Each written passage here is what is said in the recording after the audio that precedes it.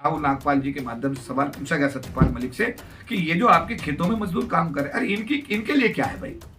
इनके लिए भी तो कुछ होना चाहिए भाई। किसानों की बात कर रहे हो आप, समझे बात, आप एमएसपी की बात तो आप कर रहे हैं, लेकिन आपकी जबान से ये बात नहीं निकल रही है कि जो आपके खेतों में लोग काम कर रहे हैं, मजदूर, SC ST गरीब समाज के लोग, उनके डेवलपमेंट का आपके पास क्या एजेंडा? तो उनका उनका भी मुद्दा उठना। तो हम लोग भी में आ जाते। मैं अपने समाज के लोगों को कहना चाहता हूँ कि आप भी में थे, भी में हैं और भी में ही रहेंगे। अगर आप मेन स्ट्रीम में आना चाहते हैं तो आपको मान्यवर काशीराम के सपने को साकार करना पड़ेगा। सत्ता की चाबी आपको अपने हाथ में लेनी पड़ेगी। जिस तरीके से उत्तर प्रदेश में 5 साल आपकी सरकार, आपकी समाज की सरकार चली, आपका समाज सुरक्षित था, कोई भी आदमी आपकी बहू बेटियों को छेड़ने की हिमाकत नहीं कर सकता था। के लोगों को बोलना चाहता हूँ, अरे भाई, जब डॉक्टर अम्बेडकर सरकार के क्षेत्र में नौकरी करके गए, सरकार गांधी जी के बीच और बाबा साहब अम्बेडकर के बीच का पुनः पैक्ट हुआ था, उसमें इन लोगों को रिजर्वेशन का सुविधा दी गई थी।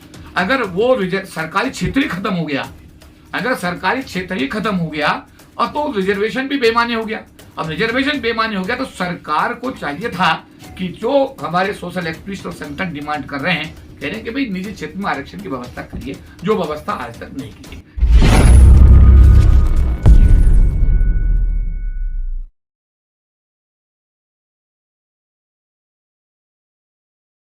15% लोग हैं वो उनके बहुत सारे संगठन है, जिस तरह से बहुजनों के संगठन है, लेकिन उनका सिर्फ एक PM कैंडिडेट होता है और सत्ता में जो सफलता पाते जा रहे हैं।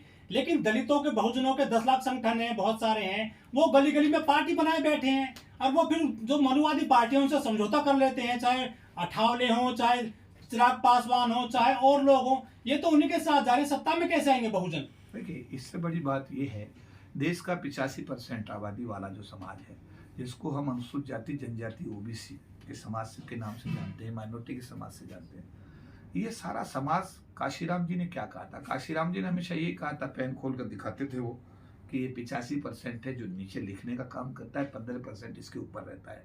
अभी जो आपने बात कही कि इतनी बड़ी आबादी जो देश की मूल निवासी है, जो देश के मूल शासक हैं, मूल बल्कि समझे जो देश की GDP को बढ़ाने के लिए दिन रात काम करते हैं, देश की आर्थिक उन्नति के लिए काम करते हैं, देश के लिए समर्थ भाव से काम करते हैं, वो सब लोग बेचारे मतलब ये समझिएगा कि गरीबी की रेखा से नीचे ही जीवन यापन कर रहे हैं। और मैं कहना चाहता हूँ कि तो डॉक्टर अम्बेडकर का दिया हुआ जो आरक्षण था और तत्कालीन प्रधानमंत्री का जो राष्ट्रीयकरण की नीति देश में आई, उसकी वजह से कुछ लोग, 40 लाख परिवार गरीबी की रेखा से ऊपर आए हैं। बाकी पूरा का पूरा समाज वहीं जी रहा है गरीबी का। और ये भी एक आर्थिक जो है ना आज़ादी मिली है थोड़ी सी। सामाजिक आज़ादी तो देश के राष्ट्रपति तक को नहीं है। सामाजिक आज़ादी अगर ये कहा जाता है कि ये द्रौपदी मुर्मू अनुसूचित जनजाति से है, ये जो है कोविंद जी ये SC है जी, ये चीफ जस्टिस केजरीवाल ये तो SC है जी, तो मेरा कहने का मतलब IPS ये तो SC है जी, तो वो उसका जो पहचान है वो IPS के रूप में कम और SC के रूप में ज़्यादा है। राष्ट्रपति की पहचान राष्ट्रपति के रूप में कम और SC के रूप में ज़्यादा है। तो मेरा कहना ये है कि अभी सामाजिक आज़ादी अभी तो मिली ही नहीं है। थोड़ी सी आर्थिक आज़ादी रिजर्वेशन के माध्यम से सरकार की नौकरी में आने की वजह से, जैसे प्रोफेसर साहब हैं, ये नौकरी में आ गए तो आज यहाँ दिल्ली विश्वविद्यालय में बैठ करके हम ये आज प्रेस कॉन्फ्रेंस कर पा रहे हैं। अगर ये नौकरी में नहीं आते, बाबा साहब का आशीर्वाद इनको नहीं मिलता, जैसा आप लोग कनॉट प्लेस में आते हैं तो वहां पर अगर बाबा साहब का आशीर्वाद ना होता तो वहां दफ्तर नहीं होता, दफ्तर नहीं होता तो आपको बैठने की जगह नहीं मिलती। तो ये सब बाबा साहब अम्बेडकर के दिए हुए आरक्षण का ही परिणाम है कि जो आज हम सब लोग थोड़ा घना, मैं इसको बहुत भी कम, मैंने ये पॉइंट में 1% भी लोग नहीं है जिनको मैं आर्थिक रूप से संसाधनों से मैं कहूँ कि ये सब परिपूर्ण है। ज्यादातर आबादी देश की अभी उसी हालात में पड़ी हुई है। इसका कारण जो अभी आपने कहा, समाज का बिखराव, संगठनों की परिधि में लोग बंधे हुए हैं, पॉलिटिकल पार्टीज की परिधि में बंधे हुए हैं। अगर आज 131 मेंबर ऑफ पार्लियामेंट चाहें तो सरकार आज गिरा सकते हैं, क्योंकि SC ST के मामले में कोई बात नहीं हो रही है, मणिपुर की हिंसा पे कोई बात नहीं हो रही है, मणिपुर जल रहा है, ट्राइब्स के लोगों को मारा जा रहा है। आप देखिएगा सभी जगह हालात खराब हैं। एक सब इंस्पेक्टर को, मीना समाज सब इंस्पेक्टर को ट्रेन में गोली मार दी जाती है। तो मेरा कहने का मतलब ये है कि जो हालात हैं, हालात, और अब तो मैं एक परिवर्तन और देख रहा हूँ इस सरकार के आने के बाद, कि पहले आदमी क्राइम करके भागता था, अब क्राइम करके उसका वीडियो बना करके उसका दुस्साहस देखिएगा कि वो क्राइम भी कर रहा है, वो पेशाब भी कर रहा है, उसकी वीडियो बना रहा है और वीडियो को सोशल मीडिया पे डाल रहा है। वो गोली भी मार रहा है, उसकी वीडियो बना रहा है, वो उसकी पिटाई करा लट से, उसकी वीडियो बना रहा है, जूते में पानी पिला रहा है, उसकी वीडियो बना रहा है। मीन्स ये परिवर्तन मैंने देखा आजाद भारत के मतलब इतिहास में। मैं भी पिछले 40 साल से सोशल एक्टिविस्ट हूँ और काम कर रहा हूँ। ऐसा मैंने पिछली सरकारों में नहीं देखा जो इन 5 सालों के अंदर, विशेष रूप से ये जो बचे बीच के जो 2 साल अब हैं, इन 2 सालों में परिवर्तन देखने को मिला है। सर, जो अमृतकाल चल रहा है देश में, इसमें SC ST OBC के हिस्से में कितना आ रहा है, माइनॉरिटीज के हिस्से में कितना अमृतकाल आ रहा है?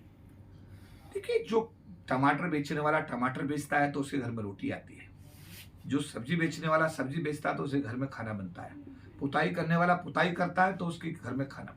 ये लोग तो कमा के खाने वाले लोग हैं। ये लोग क्या है, खेतों में काम करेंगे, शहरों में काम करेंगे, ये ईंटें ढोएंगे, सरिया ढोएंगे, मल्टी स्टोरी बिल्डिंग बनाएंगे, फ्लाईओवर बनाएंगे, और उन मकानों में कभी बेचारे जा नहीं सकते, सड़कें बनाएंगे, खेतों में गेहूं बोएंगे, कपास बोएंगे, धान बोएंगे। तो ये तो वो समाज है जो देश में दिन रात समर्पित भाव से काम कर रहा है, जिसका सरकार के पास में, जिसके पास अभी कल एक सवाल था, हमारे राहुल नागपाल जी ने कल एक सवाल पूछा कि आप जो हमारे एक गवर्नर साहब आजकल बोल रहे हैं, सत्यपाल मलिक जी, किसानों की बात आप कर रहे हैं, आप किसानों की बात कर रहे हैं, आप उनकी जो है मूल्य दरों को निश्चित करने की बात कर रहे हैं, लेकिन वो जो किसान के खेत में मजदूर काम कर रहा है, उसने पूछा, ये सवाल पूछा गया अभी राहुल नागपाल जी के माध्यम से सवाल पूछा गया सत्यपाल मलिक से कि ये जो आपके खेतों में मजदूर काम कर रहे हैं, अरे इनके लिए क्या है भाई, इनके लिए भी तो कुछ होना चाहिए भाई। किसानों की बात कर रहे हो आप, समझ बात है, MSP की बात तो आप कर रहे हो, लेकिन आपकी जबान से ये बात नहीं निकल रही है कि जो आपके खेतों में लोग काम कर रहे हैं, मजदूर, SC ST गरीब समाज के लोग, उनके डेवलपमेंट का आपके पास क्या एजेंडा है। तो उनका नहीं, उनका भी मुद्दा उठना। तो हम लोग भी में आ जाते हैं, और भी से अगर हमको मेन स्ट्रीम में आना है तो कोई नहीं ला सकता, हमको खुद आना पड़ेगा। मैं अपने समाज के लोगों को कहना चाहता हूं कि आप भी में थे, भी में हैं और भी में ही रहेंगे। अगर आप मेन स्ट्रीम में आना चाहते हैं तो आपको मान्यवर काशीराम के सपने को साकार करना पड़ेगा। सत्ता की चाबी आपको अपने हाथ में लेनी पड़ेगी।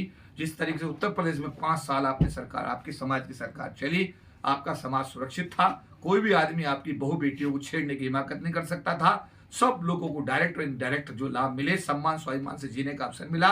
जब तक भारत में आपकी अपनी सरकार नहीं बनेगी, ये ऐसे ही चलता रहेगा जो चल रहा है। ये चल, इनके पास कोई एजेंडा नहीं है। मैं कहना चाहता हूं SC ST समाज के विकास का कोई एजेंडा सरकार के एजेंडे में कुछ है ही नहीं।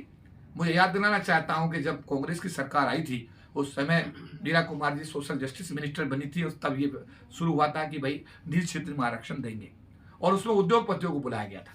और उसके बाद में फिर मुकुल वासनिक साहब सामाजिक न्याय मंत्री बने, जब मीरा कुमार स्पीकर बन गई तो ये प्रक्रिया फिर आगे बढ़ी। लेकिन उनके एजेंडे में था, शिमला में जो उन्होंने अपना घोषणा पत्र जारी किया था, जब वो सरकार में आए थे कांग्रेस वाले लोग, तो उन्होंने कहा था हम निजी क्षेत्र में आरक्षण देंगे।